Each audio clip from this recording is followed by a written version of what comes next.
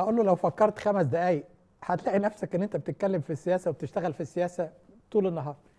اول كلمه بتسمعها في كل مكان بتروح يا مصطفى: انا مطحون. مطحون دي معناها ايه؟ مطحون معناها ان انا مش واخد حقي، ان انا لازم يكون مستقبلي افضل من اللي انا فيه. مطحون معناها ان انا رايي مش مسموع بيه، ان انا مش قادر اتعلم كويس، ان انا مش قادر اجد وظيفه، ان انا مش قادر اعالج والدتي في المستشفى. كل ده سياسه.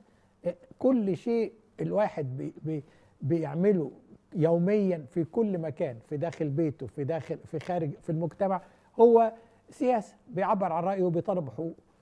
فانا عارف ان هو بيقول ماليش في السياسه لانه خايف من الامن، لان اصبحنا بنفهمين الناس ان السياسه دي شغله الحكومه، وان الشعب ده هو يسمع ياخد الاوامر.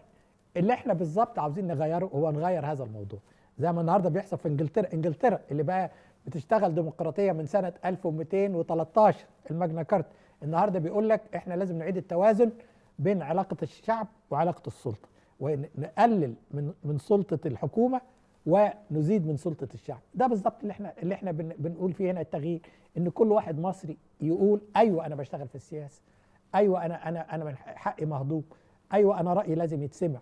احنا في نهايه المطاف 80 مليون يا مصطفى، 80 مليون لو وقفنا سوا كالبنيان المرصوص، ولا نظام ولا شخص ولا اي قوه مهما كانت ستستطيع ان تقف امام اراده الشعب المصري.